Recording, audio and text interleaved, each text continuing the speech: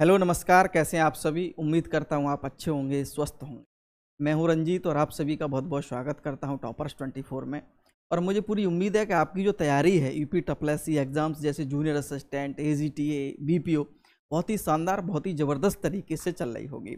और इन सभी एग्जाम्स के लिए हमने यूपी जीके की जो एक सीरीज स्टार्ट की है, लक्ष्य सीरीज, और मैं पूरी आपको विश्वास दिलाता हूँ कि जो भी क्वेश्चन इसमें मैं रख रहा हूँ, प्रीवियस क्वेश्चन भी सम्मिलित हैं। और जैसा कि आपको कोई ऐसे क्वेश्चन शायद ही कोई करा रहा हो आपको सोशल मीडिया पे, और लेवल जो है आपको उन सभी से ऊपर ही देखने को मिलेगा। क्योंकि पिछले एग्जाम्स आप देख रहे होंगे, जूनियर असिस्टेंट हो या फिर वीडियो का एग्जाम हो, यूपी टपलेसी एग्जाम का जो लेवल है वो बढ़ाता जा रहा है। तो क्वेश्चन भी उसी प्रकार के आपको देखने को मिलने चाहिए। ठीक है, तो और आज जो सेट आपका मैं 2 कराने जा रहा हूँ, पिछली वीडियो आप सभी लोगों ने बहुत ही जो है प्यार दिया है, और मैंने ये क्वेश्चन सारे में खुद तैयार किए हैं। इस जो मैं तैयार करता हूँ समय लगता है, बड़ी मुश्किल से एक एक क्वेश्चन जो मैं छांटता हूँ कि ये क्या कौन सा क्वेश्चन इंपॉर्टेंट है परीक्षा की दृष्टि से। तो इस वजह से इस वीडियो को लाइक कर देंगे और शेयर कर देंगे जो भी स्टूडेंट इन सभी परीक्षाओं की तैयारी कर रहे हैं।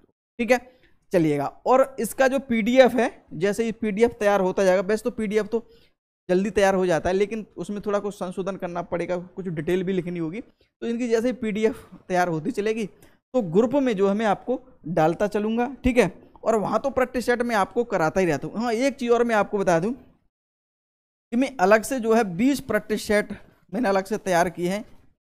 स्पेशल जूनियर असिस्टेंट की बात कर रहा हूँ यहाँ पे, 20 प्रैक्टिस सेट, और उन 20 प्रैक्टिस सेट को आप ज़रूर लगा के जाइए जब एग्ज़ाम आप देने जाएंगे तो। और वो मैं आपको कहाँ, टेलीग्राम पर हर संडे को करवा रहा हूँ, हर टेलीग्राम पर, और हर संडे को मैं टेस्ट देता हूँ पूरा फुल। ठीक है, और फिर उसके अगले दिन आंसर की देता हूँ। ठीक है, अगर आप अभी ज्वाइन करना चाहते हैं तो कर सकते हैं, कभी जब भी आपको समय मिले। ठीक है, तो उस ज्वाइन कर लीजिएगा, नीचे लिंक दिया है, आप एक बार उसको जरूर ज्वाइन करके देखिएगा।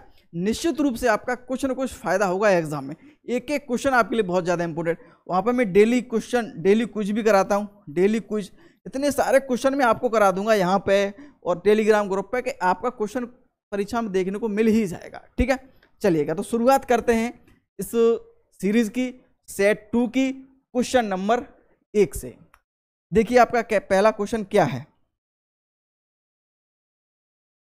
उत्तर प्रदेश के सर, देखिए यहाँ पे जो एजीटी है ए लिख लीजिएगा, कोई दिक्कत नहीं है। ठीक है, गलती से एजीटी हो गया है। क्वेश्चन 1 है आपका, उत्तर प्रदेश में के सर्वाधिक क्षेत्र वाले 3 जिले घटते क्रम में कौन से हैं। उत्तर प्रदेश के सर्वाधिक क्षेत्रफल वाले आप कौन से जिले हैं घटते हुए क्रम में।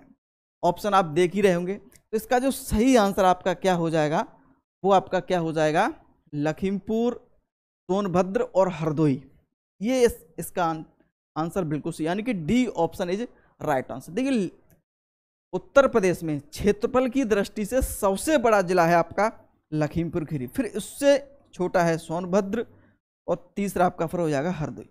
देखिए क्वेश्चन जब आपसे पूछेगा, समझिए क्वेश्चन को मैं क्या बताना चाह रहा हूं कि निम्न में से या निम्नलिखित में से सबसे बड़ा कौन सा जिला है, सबसे बड़ा क्षेत्रफल की दृष्टि से बता रहा हूं। ठीक है, बड़ा जिला है। ठीक है, तो अब जब क्वेश्चन थोड़ा हार्ड बनाएगा तो ऑप्शन में कौन से देखने को मिल जाएंगे। अब ऑप्शन में से निम्न होगी ना, यहाँ पे निम्न में से, निम्नलिखित में से। ठीक है, तो लखीमपुर को उसमें नहीं देगा। ऑप्शन आपका कौन सा दे देगा, सोनभद्र दे देगा एक ऑप्शन में आपको। ठीक है, और हरदोई, और कोई दूसरा दे देगा, सीतापुर, जो भी है। ठीक है, तो फिर आपका आंसर यहाँ पे बदल जाएगा। आंसर फिर क्या हो जाएगा, फिर सोनभद्र हो जाएगा, क्योंकि दूसरा सबसे बड़ा क्षेत्रफल में उत्तर प्रदेश का जो जिला है वो है सोनभद्र। पहला लखीमपुर, अगर लखीमपुर ऑप्शन में है तो पहला हो ही जाएगा आंसर, कोई दिक्कत वाली बात ही नहीं। अगर ये ऑप्शन नहीं है तो फिर सोनभद्र हो जाएगा। ठीक है, तो इसलिए मैं तो आपको तीनों बताए हैं कि जो भी आपको क्वेश्चन पूछे तो निश्चित रूप से इसका आंसर आप दे दें। देखिएगा, और एक चीज ध्यान रखेंगे कि क्षेत्रफल की दृष्टि से सबसे छोटा जिला कौन सा है, फिर सबसे छोटा जिला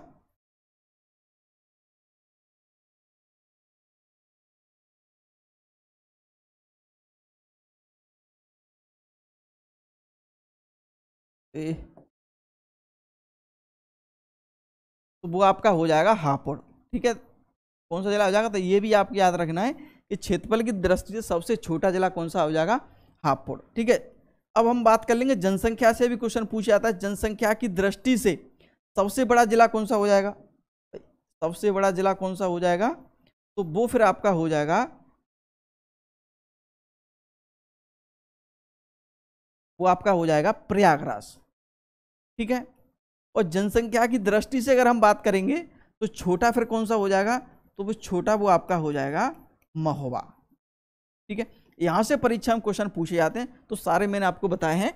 ठीक है, सबसे बड़ा क्षेत्रफल की दृष्टि से सबसे छोटा आपका हापुड़ हो जाएगा, और जनसंख्या की दृष्टि से अगर हम बात करेंगे छोटा बड़ा, तो सबसे बड़ा प्रयागराज हो जाएगा और सबसे छोटा आपका महोबा हो जाएगा।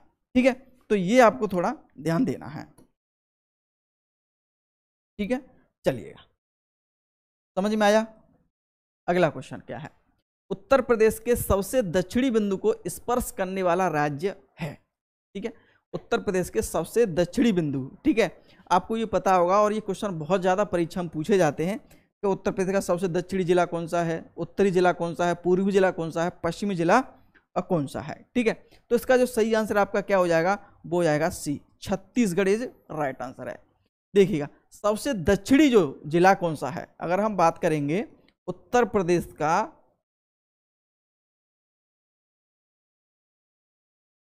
दक्षिणी जिला, तो दक्षिणी जिला कौन सा आपका सोनभद्र है। ठीक है, कौन सा है, सोनभद्र। और ये ध्यान रखेंगे कि सोनभद्र जो है वो 4 राज्यों से सीमा बनाता है। ये क्वेश्चन कई बार परीक्षा में पूछा जाता है कि कौन सा उत्तर प्रदेश का ऐसा जिला है जो 4 राज्यों से सीमा बनाता है। अब 4 राज्य कौन कौन से हैं, जिसमें अगर हम बात करेंगे तो बिहार आपका हो जाएगा। ठीक है, झारखंड, तीसरा आपका हो जाएगा छत्तीसगढ़, और चौथा आपका हो जाएगा मध्य प्रदेश। यानी कि इन 4 राज्यों की जो सीमा है वो किससे लगती है, वो आपकी लगती है सोनभद्र से। तो सोनभद्र जो आपका बसा हुआ है उसके दक्षिण में, जैसे सोनभद्र जिला बसा हुआ है। ठीक है, अगर मैं थोड़ा ऐसे बता दूं तो उत्तर प्रदेश ऐसा ही तो है, ऐसे ऐसे ऐसे ऐसे ही तो उत्तर प्रदेश है। ठीक है, तो ये जिला है ना जो आपका सोनभद्र, एक तरफ बिहार लगता है यहाँ पे। ठीक है, यहाँ बिहार लग गया आपका, यहाँ आपका झारखंड लग जाएगा। ठीक है, और यहाँ आपका क्या लग जाएगा, छत्तीसगढ़ है। ठीक है, और यहाँ आपका मध्य प्रदेश लग जाएगा। ठीक है, तो सबसे दक्षिण में जो स्थान है ना, वहाँ पर कौन सी सीमा लग रही है, वो छत्तीसगढ़ की लगती है। तो इस तरह से आपको समझना है यहाँ पे। ठीक है, और एक चीज़ ध्यान रखेंगे कि सबसे उत्तर की अगर हम बात करेंगे, उत्तरी जिला कौन सा हो जाएगा, तो उत्तरी भैया जिला हो जाएगा आपका सहारनपुर। कौन सा हो जाएगा, सहारनपुर, आपको ये याद रखना है। ठीक है, अगर हम बात करेंगे पश्चिमी जिला की, तो देख पश्चिमी यहाँ पे आपका हो जाएगा शामली।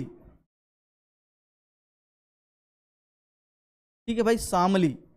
उत्तर प्रदेश का पश्चिमी जिला कौन सा हो जाएगा भाई, पश्चिमी जिला शामली। ये क्वेश्चन पूछे जाते हैं परीक्षा में। ठीक है, दक्षिणी जिला तो मैं आपको सोनभद्र बता दिया, और यहाँ आपका होता है बलिया, जो पूर्वी जिला है आपका। ठीक है, जो पूर्वी जिला कौन सा हो जाएगा आपका, वो हो जाएगा बलिया।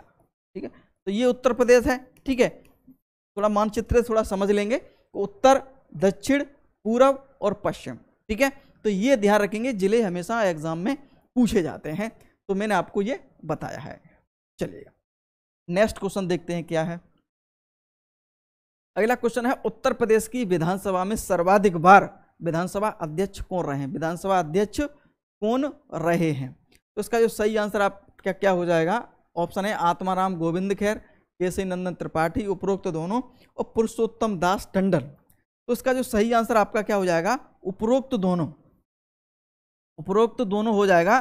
ठीक है, आत्माराम गोविंद खेर और केशव नंदन त्रिपाठी, ये जो दोनों रहे ना, वो 3 बार रहे हैं, 3 बार उत्तर प्रदेश विधानसभा के हो रहे हैं, अध्यक्ष रहे हैं 3 बार।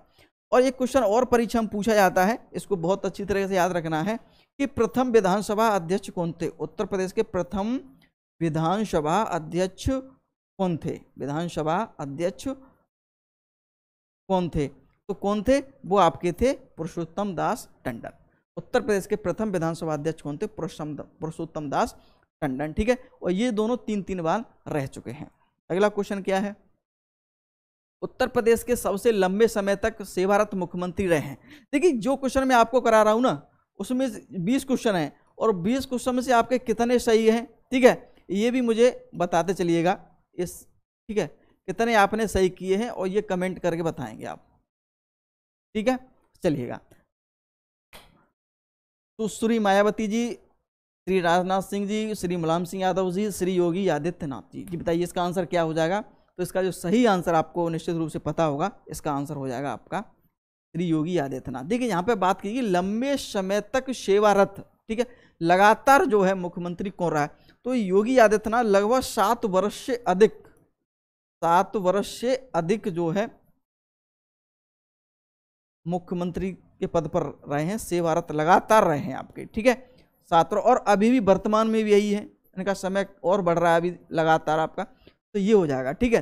एक क्वेश्चन और परीक्षा में पूछा जाता है, मायावती जी से सबसे अधिक बार मुख्यमंत्री कौन बना है, सबसे अधिक बार मुख्यमंत्री कौन बना है, तो मायावती रही हो, ये 4 बार मुख्यमंत्री बनी है उत्तर प्रदेश की, ठीक है।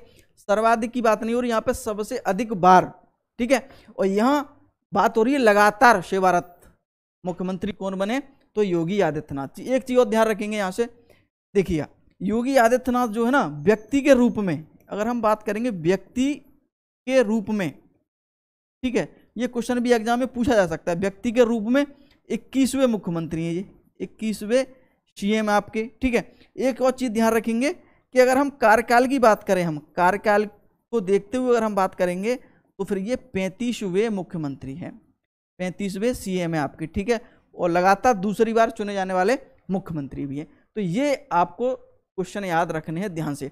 एक क्वेश्चन और परीक्षा में पूछा जाता है कि सबसे कम उम्र में, सबसे कम उम्र का सीएम कौन बना था, तो वो तो श्री अखिलेश यादव, ठीक है, तो ये ध्यान रखेंगे आपको, अखिलेश यादव जो है सबसे कम उम्र के मुख्यमंत्री बने। तो यहाँ से क्वेश्चन कई बार जो ऐसे क्वेश्चन परीक्षा में पूछे जाते हैं, उम्मीद करता हूँ कि आपको ये समझ में आ गया होगा, ठीक है। अगर समझ में आ रही है तो लाइक शेयर जरूर कर देंगे इस वीडियो को, ठीक है, जिससे हौसला बढ़ता रहता है कि आप सभी लोग वीडियो ज़्यादा से ज़्यादा देख रहे हैं, तो मैं और अच्छे से अच्छे क्वेश्चन आपको जो है लेके आऊँ, ठीक है। चलिएगा, निम्नलिखित में उत्तर प्रदेश का कौन सा राजधानी क्षेत्र एनसीआर में शामिल नहीं है, ठीक है, तो एनसीआर राष्ट्रीय राजधानी क्षेत्र, ठीक है, नेशनल कैपिटल रीजन, ठीक है, तो इसमें कौन सा जिला उत्तर प्रदेश का सम्मिलित नहीं है, तो इसका जो सही आंसर आपका क्या हो जाएगा, वो हो जाएगा आपका अलीगढ़। अलीगढ़ इस एनसीआर क्षेत्र में सम्मिलित नहीं है। इसमें बागपत भी आपका है, शामली भी है, और आपका हो जाएगा मुजफ्फरनगर भी इसमें है। उत्तर प्रदेश के एनसीआर में अगर हम बात करेंगे तो उत्तर प्रदेश के कितने 8 जिले जो है एनसीआर में सम्मिलित हैं। ये क्वेश्चन कई बार एग्जाम में पूछा गया है, तो 1 2 3 हो गया, ठीक है। अगर हम चौथे की अगर हम बात करेंगे तो वो आपका हो जाएगा गाजियाबाद, ठीक, गाजियाबाद भी एनसीआर में सम्मिलित है, ठीक है। आपका मेरठ भी इसमें सम्मिलित है, गौतम बुद्ध नगर भी इसमें सम्मिलित है, ठीक है, ध्यान रखेंगे गौतम बुद्ध,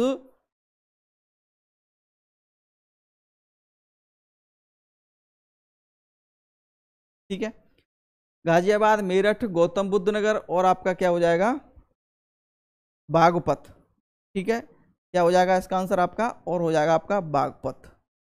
एक जिला आपका कौन सा रह गया, बागपत, शामली, मुजफ्फरनगर, गाजियाबाद, मेरठ, गौतम बुद्ध नगर, और आपका बागपत हो गया। एक होगा बुलंदशहर आपका, ठीक है, ये आपका बुलंदशहर। तो ये जो 8 जिले आपके हैं वो एनसीआर में सम्मिलित हैं, ठीक है। याद रखेंगे, एक एक जिला बहुत ज़्यादा परीक्षा की दृष्टि से महत्वपूर्ण है, ठीक है, कई बार एग्जाम में। एक और क्वेश्चन कभी कभी परीक्षा में पूछा जाता है कि उत्तर प्रदेश के कौन से जिले प्रस्तावित हैं, इसमें प्रस्तावित अभी सम्मिलित नहीं हुए, लेकिन ओनली प्रस्तावित हैं कि एनसीआर में आगे सम्मिलित कर सकते हैं, तो कौन कौन से हैं, इसमें आपका अलीगढ़ का नाम मिल जाएगा, और दूसरा आपका मिल जाएगा मथुरा। एक बार एग्जाम ये परीक्षा में पूछा गया, इसलिए बोल रहा हूँ मैं आपको कि निम्न में से उत्तर प्रदेश का कौन सा जिला एनसीआर में शामिल होने के लिए प्रस्तावित हैं, तो 2 जिले हैं, ये बहुत ही इंपॉर्टेंट है, ठीक है। चलिए अगला क्वेश्चन क्या है, निम्नलिखित में उत्तर प्रदेश का कौन सा जिला पुलिस आयुक्तालय, ठीक है, वाला नहीं है, नहीं पूछा है इसमें, ठीक है। ये क्वेश्चन भी एक नया क्वेश्चन और बढ़िया अच्छा क्वेश्चन है आपका। तो मेरठ, आगरा, वाराणसी और गाजियाबाद, तो इसका आंसर आपका क्या हो जाएगा? मेरठ। इसमें मेरठ जो है सम्मिलित नहीं है, इसमें आगरा भी सम्मिलित है, वाराणसी भी सम्मिलित है, ठीक है। और टोटल जो है 7 जिले इसमें जो है आते हैं, ठीक है। 7 जिलों में जो है पुलिस आयुक्तालय है, ठीक है। तो आगरा आपका एक हो गया, दूसरा वाराणसी, तीसरा आपका क्या हो गया? गाजियाबाद, ठीक है। चौथे जिले की अगर हम बात करेंगे तो आपका लखनऊ हो जाएगा, ठीक है। पांचवा गौतम बुद्ध नगर, और छठवां आपका हो जाएगा कानपुर, और सातवां हो जाएगा प्रयागराज। तो ये 7 जिले हैं, इन 7 जिलों में क्या है? पुलिस आयुक्तालय है, ठीक है। पुलिस आयुक्तालय है इन 7 जिलों में, ये ध्यान रखेंगे, बहुत इंपॉर्टेंट क्वेश्चन है। क्वेश्चन जब डीप पूछा जाएगा तो ऐसे ही क्वेश्चन आपको परीक्षा में देखने को मिलेंगे। अगला क्वेश्चन है, उत्तर प्रदेश राज्य के वर्तमान स्थिति में कितने योजनाबद्ध नगर हैं?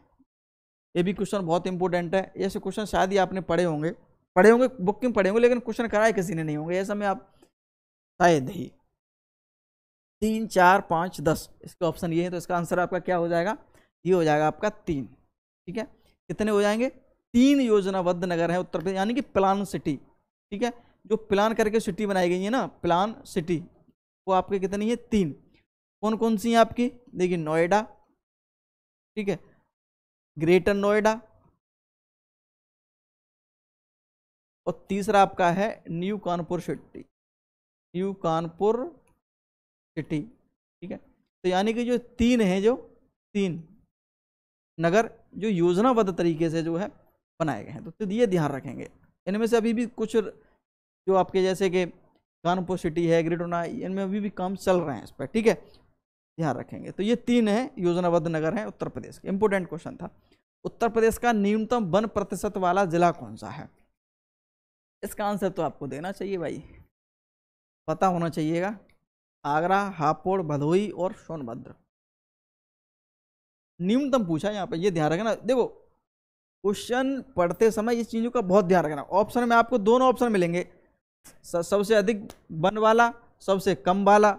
फिर जल्दबाजी में ना ठीक हो जाता है गलत, फिर आके जब पेपर दे घर पे आते हैं तब आंसर की देखते हैं, अरे यार ये कैसे गलत हो गया। तो क्वेश्चन को बहुत ध्यान से पढ़ना होता है, और परीक्षा में 100 क्वेश्चनों में से कम मान चलो 3-4 क्वेश्चन आप ऐसे गलत करके ही आते हैं, फिर बाद में कहते सर क्वेश्चन मुझे आते थे लेकिन मैं गलत कराया। तो ऐसे क्वेश्चन गलत होते हैं जल्दबाजी में ना, तो जल्दबाजी नहीं करनी। उत्तर प्रदेश का न्यूनतम वन प्रतिशत वाला जिला कौन सा है? तो इसका आंसर आपका क्या हो जाएगा? इसका आंसर आपका हो जाएगा भदोही, यानी कि भदोही में सबसे कम वन जो देखने को मिलेंगे, ठीक है। ये ध्यान, सबसे अधिक वन कहाँ मिलेंगे देखने को? सबसे अधिक आपको वन आवरण वाला जो जिला है वो आपका है सोनभद्र है, ठीक है। तो ध्यान रखेंगे, वन प्रतिशत लिख लिया, वन आवरण वाला जिला लिख दे। क्वेश्चन 2 किसी भी से पूछ सकता है, दोनों आपके ये हो जाएंगे, ठीक, कम वाला और अधिक वाला, ठीक है। चलिएगा, उत्तर प्रदेश के किस जिले में मयूर संरक्षण केंद्र कहाँ है? मयूर संरक्षण केंद्र कहाँ है? ऑप्शन आपके हैं बरेली, बहराइच, प्रतापगढ़ और मथुरा। तो इसका सही आंसर आपका क्या हो जाएगा? वो आ जाएगा डी ऑप्शन, यानी कि मथुरा। मथुरा में एक जगह है वृंदावन, आप गए होंगे ना, वृंदावन में प्रेम मंदिर भी है यहाँ पे, ठीक है। ये क्वेश्चन भी एग्जाम में एक बार पूछा गया था कि भाई प्रेम मंदिर कहाँ स्थित है, तो वो आपका वृंदावन। एक पागल बाबा का मंदिर है, ये भी क्वेश्चन में पूछा गया है, पागल बाबा का मंदिर, ठीक है। सूर्योदय मंदिर इस्कॉन ने बनाया है, ये किसने बनाया है? ये इस्कॉन ने बनाया है। तो ये मंदिर ध्यान रखेंगे वृंदावन में। तो ये वृंदावन जो है ध्यान रखेंगे कहाँ था? है मथुरा में। मथुरा में कई जो है तीर्थ स्थल है, वृंदावन है, आपका बरसाना है, ठीक है। और हम आगे बात करेंगे, बरसाना गोकुल है आपका, ठीक है। तो ये क्वेश्चन कई बार फंसा देते हैं, तो ध्यान रखेंगे बरसाना, गोकुल, वृंदावन आते ये सभी मथुरा ही जिले में है, ठीक है। तो ये ध्यान रखेंगे, ठीक है। और 7 कोस की परिक्रमा मार्ग भी यहाँ पे स्थित है आपका, ये भी ध्यान रखेंगे, गोवर्धन, ठीक है। तो ये ध्यान रखें, गोवर्धन कहाँ स्थित है, तो यहाँ भी है, मथुरा में ही है। अगला क्वेश्चन क्या है, राज्य का सर्वाधिक शिशु लिंगानुपात वाला जिला कौन सा है। राज्य का सर्वाधिक शिशु लिंगानुपात वाला, यहाँ पे बात हो रही है बाल लिंगानुपात या फिर शिशु लिंगानुपात, ठीक है। तो इसका सही आंसर आपका क्या हो जाएगा, जौनपुर, सीतापुर, सोनभद्र और बलरामपुर। तो इसका सही आंसर आपका हो जाएगा डी ऑप्शन। यहाँ पे हम बात कर रहे हैं शिशु लिंगानुपात। देखिए जो उत्तर प्रदेश का जो शिशु लिंगानुपात है, अगर हम बात करें, क्वेश्चन एग्जाम पूछे कि उत्तर प्रदेश का शिशु लिंगानुपात कितना है, ठीक है, शिशु लिंगानुपात कितना है, तो आप बता देंगे कितना, 9 से 2, ठीक है। लिंगानुपात तो आप पता ही है भाई, 1000 पुरुषों पर कितनी महिलाएं हैं, कितनी महिलाएं उस पूरे, बात के उत्तर प्रदेश की बात करेंगे तो पूरे उत्तर प्रदेश में, जिले की बात करेंगे तो उस जिले की जनसंख्या से बात करेंगे, पूरे भारत की बात करेंगे तो पूरे भारत की जनसंख्या में हम देखेंगे महिलाओं पुरुषों की कितनी जनसंख्या है, ठीक है, और प्रत्येक 1000 पर कितनी महिलाएं आती हैं, ठीक है। तो ये ध्यान रखेंगे, तो 9 से 2 आपका है शिशु लिंगानुपात, ठीक है, और बलरामपुर में सर्वाधिक है, ये ध्यान रखेंगे। अब हम बात करें लिंगानुपात सबसे कम फिर कहाँ पे है, सबसे कम शिशु लिंगानुपात आपका है बागपत में। ये क्वेश्चन थोड़ा समझना, यहाँ पे 2 तरह क्वेश्चन पूछे जाते हैं। अगर पूछेगा शिशु लिंगानुपात वाला कम वाला जिला कौन सा है तो बागपत हो जाएगा। अगर हम बात करेंगे सर्वाधिक लिंगानुपात, यहाँ पे शिशु लिंगानुपात की नहीं बात हो रही फिर, ठीक है, तो फिर आपका जौनपुर हो जाएगा भाई। सबसे अधिक लिंगानुपात वाला जिला कौन सा है उत्तर प्रदेश का, सबसे अधिक लिंगानुपात किसमें है, वो आपका है जौनपुर में। अगर हम सबसे कम की बात करें भाई, सबसे कम लिंगानुपात वाला कौन सा हो जाएगा, तो फिर आ जाएगा गौतम बुद्ध नगर। तभी मैं आपसे कह रहा था थोड़ा समझना, यहाँ पे देखो, यहाँ है आपका बागपत और यहाँ है गौतम बुद्ध नगर। यहाँ पे बात हो रही है शिशु लिंगानुपात की, ठीक है। शिशु लिंगानुपात मतलब 0 से 5 वर्ष की इसमें गिनती होती है। 0 से 5 वर्ष के जो बच्चे होते हैं, जो शिशु होते हैं ना, उनकी गिनती होती है इसमें, ठीक है। और इनमें सभी की गिनती होती है। जब हम सभी की बात करेंगे, सबसे अधिक लिंगानुपात जौनपुर का है, ठीक है, और सबसे कम लिंगानुपात गौतम बुद्ध नगर का है। तो ये इस ध्यान रखेंगे आप, ठीक है ना, हो गया। ये बलरामपुर का याद रखेंगे भाई, ठीक है। सबसे सर्वाधिक जो है शिशु लिंगानुपात बलरामपुर का है। सभी क्वेश्चन 4-5 क्वेश्चन इससे हैं, सभी इंपोर्टेंट है परीक्षा की दृष्टि से। अच्छा, क्वेश्चन आपको जनसंख्या से देखने को मिलेगा, हर प्रैक्टिस सेट में आपको यहाँ जनसंख्या से क्वेश्चन मिलेगा, क्योंकि जनसंख्या से क्वेश्चन बहुत ज़्यादा एग्जाम में पूछे जाते हैं। जितने भी प्रैक्टिस सेट होंगे, लिंग आपका जनसंख्या से 1-2 प्रश्न में जरूर रखूंगा, जो परीक्षा की दृष्टि से महत्वपूर्ण, और डिटेल भी आपको पढ़नी है। क्वेश्चन को ऐसा नहीं बस खाली क्वेश्चन आपने पढ़ लिए, तो डिटेल भी आप देखते चलिएगा, ठीक है। चलिए, निम्न में कौन सा युग्म सही सुमेलित नहीं है, बताइए भाई, सही सुमेलित नहीं है। अटाला मस्जिद जौनपुर, रूमी दरवाजा लखनऊ, अकबर का मकबरा सिकंदरा, मरियम मकबरा फतेहपुर सीकरी। देखिएगा, अटाला मस्जिद जौनपुर बिल्कुल सही है, इसमें कोई दिक्कत ही वाली बात नहीं है। पिछली सेट में हमने बहुत अच्छी तरीके से इस पर चर्चा की थी। रूमी दरवाजा लखनऊ में है। देखिए, रूमी दरवाजे की लंबाई भी एक बार क्वेश्चन परीक्षा में पूछा गया, तो ये मैं आपको बता देता हूँ, ठीक है। तो 60 फीट है इसकी लंबाई। यूपीएससी ने एग्जाम पूछा था कि भाई रूमी दरवाजा की लंबाई कितनी है, ठीक है, तो ये ध्यान रखेंगे। अकबर का मकबरा सिकंदरा में है। सिकंदरा आपका कहाँ है, आगरा में है, ठीक है। सिकंदरा एक स्थान है आगरा में, और अकबर का मकबरा वहीं स्थित है, ठीक है। तो ये ध्यान रखेंगे, तो यानी कि ये बिल्कुल सही है भाई। अगला क्वेश्चन है मरियम मकबरा।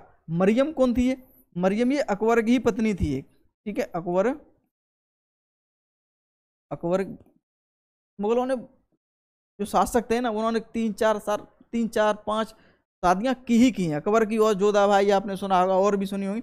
अकबर की एक पत्नी थी मरियम, और मरियम का जो मकबरा है वो फतेहपुर सीकरी में नहीं है भाई, फिर कहाँ है भाई, फतेहपुर सीकरी ने होकर के ये आगरा में ही है, ठीक है। थोड़ा सिकंदरा जो है आगरा सिकंदरा ना, इससे थोड़ा और आगे बढ़ जाइए हल्का सा, वहीं मिल जाएगा आपका ये मरियम का मकबरा, ठीक है। तो ये ध्यान रखिए, मरियम का फुल नाम तो जो था ना, मरियम उज जमानी, मरियम उजु जमानी बेगम, एक बार प्रश्न परीक्षा में ये पूछा गया है, ठीक है। तो ये ध्यान रखिए भाई, हिस्ट्री का क्वेश्चन है ये तो, ठीक है, तो ये भी ध्यान रखेंगे। चलिए भाई, नेक्स्ट क्वेश्चन आपका है, निम्नलिखित युग्मों में कौन सा सुमेलित नहीं है? भारतीय चरागाह अनुसंधान संस्थान झांसी, भारतीय कालीन प्रौद्योगिकी संस्थान लखनऊ, केंद्रीय पक्षी अनुसंधान संस्थान इज्जतनगर संस्थान है ये, ठीक है, ये ध्यान रखें। केंद्रीय बकरी अनुसंधान संस्थान मथुरा। इसका सही आंसर क्या होगा बताइएगा? इसका सही आंसर आपका क्या हो जाएगा? इसमें देखो सुमेलित नहीं पूछा है भाई, सभी इंपोर्टेंट और सभी क्वेश्चन परीक्षा में पूछे गए। भारतीय चरागाह अनुसंधान कहाँ स्थित है? वर्णनात्मक क्वेश्चन पूछा जाता है कि भारतीय चरागाह अनुसंधान संस्थान कहाँ है, तो झांसी। भारतीय कालीन प्रौद्योगिकी संस्थान कहाँ है आपका? ये लखनऊ को होकर के ये भदोही में है, तो इसका ये आंसर आपका यही सही हो जाएगा, ठीक है, ये भदोही में स्थित है आपका, ये ध्यान रखेंगे। भारतीय कालीन प्रौद्योगिकी संस्थान भदोही में स्थित है। और बाकी ये इज्जतनगर आपका कहाँ है? इज्जतनगर आपका बरेली में है, ठीक है। और केंद्रीय बकरी अनुसंधान ये मथुरा में, ये भी क्वेश्चन परीक्षा में अब पूछा गया है, तो ये ध्यान रखेंगे आप, ठीक है। चलिए अगला क्वेश्चन देखते हैं क्या है। अगला क्वेश्चन आपका, स्वतंत्रता संग्राम सेनानी राजनेता तेज बहादुर सप्रू का जन्म उत्तर प्रदेश के किस जिले में हुआ है? स्वतंत्रता संग्राम, ये सेनानी भी रहे थे, ठीक है, ये नेता भी रहे, राजनेता भी रहे और कांग्रेसी नेता रहे हैं, ये कांग्रेसी नेता रहे हैं, ठीक है। और ये नेहरू जो रिपोर्ट बनी थी ना, इतिहास आपने पढ़ा होगा, नेहरू रिपोर्ट, इनमें बहुत बड़ा योगदान था। नेहरू रिपोर्ट में इनका जो है बहुत बड़ा योगदान था। तो इसका ऑप्शन आप प्रतापगढ़, अलीगढ़, गाजीपुर, प्रयागराज, तो इसका सही आंसर आपका हो जाएगा भाई अलीगढ़। इनका जन्म जो है अलीगढ़ में हुआ है, ठीक है, तो ये याद रखेंगे, ध्यान रखेंगे। चलिए नेक्स्ट क्वेश्चन देखते हैं भाई क्या है। काकोरी षड्यंत्र केस में प्रधान आरोपी पंडित राम प्रसाद बिस्मिल को उत्तर प्रदेश के किस शहर में फांसी दी गई थी? ये क्वेश्चन भी बहुत इंपॉर्टेंट है, क्वेश्चन एग्जाम पूछा जाता है ये। लखनऊ, गोरखपुर, वाराणसी और कानपुर, तो इसका सही आंसर आपका क्या हो जाएगा? हो जाएगा बी ऑप्शन, लखनऊ, ठीक है, लखनऊ, ठीक है। ये जो काकोरी है ना, काकोरी, ये काकोरी वर्तमान में है कहाँ भाई? अगर हम वर्तमान में अगर हम बात करेंगे, अगर क्वेश्चन आपसे पूछ ले तो आप बताएंगे आप लखनऊ में स्थित है। ये कहाँ है? लखनऊ के पास में ही स्थित है, पढ़ लीजिएगा।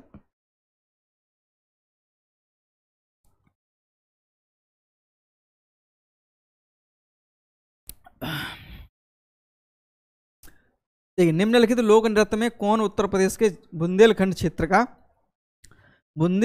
का लोक नृत्य नहीं है? ठीक है, तो डांडिया नृत्य, राई नृत्य, रावला नृत्य और बढ़ैया नृत्य, ये तो निश्चित पता ही होगा क्योंकि ऑप्शन ही ऐसे इसमें दे दिया। इसमें डांडिया जो नृत्य है ना, वो उत्तर प्रदेश का ही नहीं है, बुंदेलखंड के छोड़ो उत्तर प्रदेश में ही नहीं किया जाता, तो ये गुजरात का है भाई। डांडिया आपने देखा होगा ना, दो डंडे लेकर के ऐसे लोग, पता नहीं ऐसे करते हैं गुजरात वाले ना मुख्य रूप से। चलिए अगला क्वेश्चन, उत्तर प्रदेश में किसी नगर का मेयर, ये क्वेश्चन इंपोर्टेंट है, क्वेश्चन ये पूछा गया आपका। उत्तर प्रदेश में किसी नगर का मेयर नगर का प्रथम नागरिक होता है? बिल्कुल सही है, तो प्रथम नागरिक होता है। जैसे प्रदेश का प्रथम नागरिक कौन होता है? राज्यपाल होता है। ये क्वेश्चन परीक्षा में पूछे जाते हैं भाई। भाई अगर हम बात करेंगे प्रदेश का प्रथम नागरिक कौन हो जाएगा भाई? राज्यपाल होता है इसका, ठीक है, राज्यपाल होता है इसका। अगर हम भारत की बात करेंगे, भारत का भाई प्रथम नागरिक कौन होता है? तो राष्ट्रपति होता है। तो इन चीज़ों का आपको थोड़ा समझना है, ठीक है। चलिए, तो प्रथम नागरिक, ये नगर का प्रथम नागरिक होता है।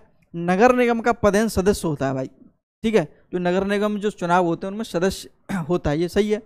कार्यकारिणी समिति का पदेन सभापति होता है भाई, सभापति होता है वो तो, ठीक है। कार्यपालक मशीनरी का पूर्ण नियंत्रण करता है, ये मशीनरी शब्द आ गया इसमें ना, कार्यपालक मशीनरी का पूर्ण नियंत्रण, ऐसा नहीं, ये भी गलत है भाई। तो इसका आंसर क्या था? 1 और 2, 1 2 3, तो यही हो जाएगा भाई, 1 2 3 चारों सभी, ये ऑप्शन हो जाएगा, ठीक है। आप ये लगा रहे होंगे ज़्यादातर, मुझे पता है, लेकिन इसका आंसर क्या हो जाएगा? 1 2 और 3 हो जाएगा इसका आंसर, ठीक है। एक चीज़ और ध्यान रखेंगे जो इम्पोर्टेंट है, ये क्वेश्चन भी परीक्षा में पूछा जाता है बहुत ज़्यादा, कि मेयर का चुनाव लड़ने के लिए न्यूनतम उम्र क्या होती है? न्यूनतम उम्र क्या होती है? ऑप्शन में चलो आपको बता देता हूँ, आप कंफ्यूज हो जाएंगे इसमें। 18, 21, 25 और 30। बताइएगा इसका आंसर क्या हो जाएगा, बता सकते हैं आप? इसका आंसर हो जाएगा ये आपका, मेयर का जो न्यूनतम जो उम्र होती है मेयर के चुनाव के लिए वो होती है 30। एक प्रश्न पूछा जाता है प्रधान की कितनी होनी चाहिए, तो प्रधान की आपकी 21 होती है। तो ये ध्यान रखेंगे आप, प्रधान के इलेक्शन के लिए लड़ने के लिए न्यूनतम 21 उम्र होनी चाहिए, तो ये ध्यान रखेंगे आप। चलिए अगला क्वेश्चन क्या है, निम्नलिखित में कौन सा उत्तर प्रदेश का राजकीय पुष्प है? राजकीय पुष्प कौन सा है? चंपा, टेसू, गुलाब और कमल। बताइए भाई इसका आंसर क्या हो जाएगा? इसका आंसर क्या हो जाएगा, पता होगा इसका आंसर? तो बस सिंपल है, इसका आंसर टेसू हो जाएगा भाई, टेसू। देखो या फिर पलाश, ऑप्शन जब घुमा के पूछता है तो उसमें पलाश भी रख देता है कभी, ठीक है, पलाश आपको देखने को मिल जाएगा। एक नाम और मिलता है ढाक, ठीक है, ये नाम ढाक। तो ये तीनों नाम एक ही है, ध्यान रखेंगे, टेसू रख दे, पलाश रख दे या ढाक रख दे, तो ये आपको समझना है। और क्वेश्चन यहाँ से परीक्षा में और पूछे जाते हैं जो परीक्षा की दृष्टि से बहुत महत्वपूर्ण है। देखिए राष्ट्रीय वृक्ष क्या है, सॉरी राजकीय, राजकीय भाई वृक्ष कौन सा है? तो आपका मिल जाएगा अशोक, ठीक है, ये क्वेश्चन याद रखना है आपको। राजकीय वृक्ष अशोक हो जाएगा। राजकीय हम बात करें पुष्प हो गया। पक्षी की अगर हम बात करेंगे, पक्षी, तो वो हो जाएगा सारस, सारस को हम क्रॉन्च भी बोल देते हैं, ठीक है, तो ये ध्यान रखेंगे आप। खेल कौन सा होगा राजकीय? वो आपका हो जाएगा हॉकी, ठीक है भाई, ये प्रश्न परीक्षा में पूछे जाते हैं। चलिए एक चीज और, चलो आगे तो एक मैं आपको बता दूं, इसका वैज्ञानिक नाम क्या है? वैज्ञानिक इसका नाम क्या है? उसका है ब्यूटिया, ब्यूटिया मोनोस्पोरमा, मोनोस्पोरमा,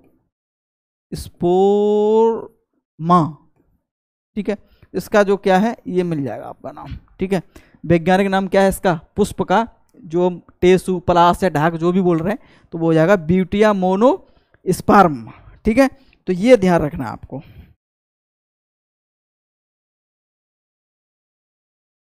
चलिए अगला क्वेश्चन देखते हैं क्या है। प्रदेश में मुख्यमंत्री अभ्युदय योजना का शुभारंभ कब किया गया था? अभ्युदय योजना है शायद ये, चलो कोई दिक्कत नहीं। 15 फरवरी 2021, 25 फरवरी 2022, 10 फरवरी 2020, 1 जुलाई 2021। तो इसका आंसर आपका क्या हो जाएगा? वो हो जाएगा 15 फरवरी 2021 में इसकी जो है शुरुआत की गई है। और ये योजना जब किससे संबंधित है? ये योजना संबंधित है जो भी प्रतियोगी परीक्षार्थी हैं, प्रतियोगी जो छात्र हैं, उनकी तैयारी के लिए है। जैसा कि कोई आईएएस की तैयारी कर रहा है, ठीक है, कोई पीसीएस की तैयारी कर रहा है, ठीक है, कोई एनडीए की तैयारी कर रहा है, तो उन सभी परीक्षार्थियों को फ्री में जो है इसकी तैयारी करवाई जाएगी, ठीक है। इसलिए अभ्युदय योजना की शुरुआत 15 फरवरी 2021 में इसकी शुरुआत हुई थी, ठीक है। चलिए अगला क्वेश्चन है, उत्तर प्रदेश की मुखबिरी योजना, मुखबिरी योजना का संबंध किससे है? गांव व नगर सफाई से, ए ऑप्शन, बी ऑप्शन है स्वास्थ्य सेवा से, तीसरा है सड़क परिवहन से, चौथा है कन्या भ्रूण हत्या से। तो इसका सही आंसर आपका क्या हो जाएगा? वो हो जाएगा डी ऑप्शन, कन्या भ्रूण हत्या से ये सम्मिलित है, ठीक है। कन्या भ्रूण हत्या मुखबिर योजना, कोई भी व्यक्ति इसकी कोई जानकारी अगर सरकार को देता है कि कोई कन्या भ्रूण हत्या कर रहा है, तो उसको जो है इनाम दिया जाएगा, ठीक है, और इनाम 2 लाख तक का दिया जा सकता है, 2 लाख तक का इनाम दिया जा सकता है, ठीक है। तो ये भी ध्यान रखेंगे। तो ये कन्या भ्रूण हत्या से सम्मिलित है, ठीक है। और इसकी जो शुरुआत है ना, इसकी जो शुरुआत हुई है आपकी, वो हुई है 15 फरवरी 2021 से। तो ये भी ध्यान रखेंगे, 15 फरवरी 2021 में इसकी जो है शुरुआत हुई है।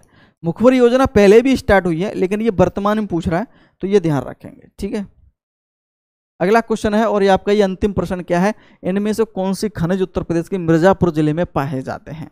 इसका आप ऑप्शन चुनिएगा, इसमें से कौन सा सही आंसर आपका हो जाएगा, ठीक है। उम्मीद करता हूँ ये क्वेश्चन आपको बहुत ज़्यादा पसंद आ रहे होंगे, और लगातार ये सीरीज जारी रहेगी, और बाकायदा सब्जेक्ट वाइज रहेगी। मैं आपको हिंदी भी करवा रहा हूँ, ठीक है, ये भी करवा रहा हूँ आपको। इसी प्रकार से आगे कंप्यूटर की भी मैं आपको कराऊंगा, ठीक है। और निश्चित रूप से आप उसे लगे रहिएगा, तैयारी लग रही, जो आपने मंजिल तय की है उस मंजिल पर चलते रहिएगा। उस रास्ते को पकड़ गए हो तो रास्ता चलते रहिएगा। अगर कोई आपने मंजिल देख ली कि उस मंजिल तक मुझे पहुंचना है, तो रास्ता आपको खुद ही तय करना है और उस रास्ते पर लगातार चलना है। अगर रास्ते में अगर भटक गए, इधर उधर हो गए, तो फिर मंजिल तक आप पहुंच नहीं पाओगे। मंजिल पर धीरे धीरे रास्ते को भटकना नहीं है, धीरे धीरे धीरे धीरे चलते रहना है, लगातार प्रयासरत रहना है। और जो व्यक्ति प्रयासरत रहता है वो आखिरकार मंजिल तक पहुंच ही जाता है। चलिएगा, तो इसका आंसर क्या हो जाएगा? चूना पत्थर, डोलोमाइट और संगमरमर, ठीक है। तो मिर्जापुर में जो है खनिजों का भंडार पाए जाते हैं, तो चूना पत्थर, डोलोमाइट और संगमरमर आपको देखने को मिलेंगे, ठीक है। उम्मीद करता हूँ ये क्वेश्चन आपको देखने को मिलेंगे। पीडीएफ तो मैंने आपको बता दूं जिसकी तैयार हो रही है वो आपको टेलीग्राम ग्रुप पर ही मिलेंगे आपको, ठीक है। और इसके क्विज भी वहाँ पे मिलेगा, टेस्ट तो आपको दे ही रहे हैं हम, और नोट्स भी यहाँ पे ही आपको मिलेंगे। तो उस ग्रुप का आप ज्वाइन करना चाहते हैं, नीचे लिंक दिया है, तो ज्वाइन आप कर सकते हैं, ठीक है। उम्मीद करता हूँ आपको ये वीडियो पसंद आई होगी। वीडियो पसंद है लाइक और शेयर कर देंगे। आप सभी का बहुत बहुत धन्यवाद।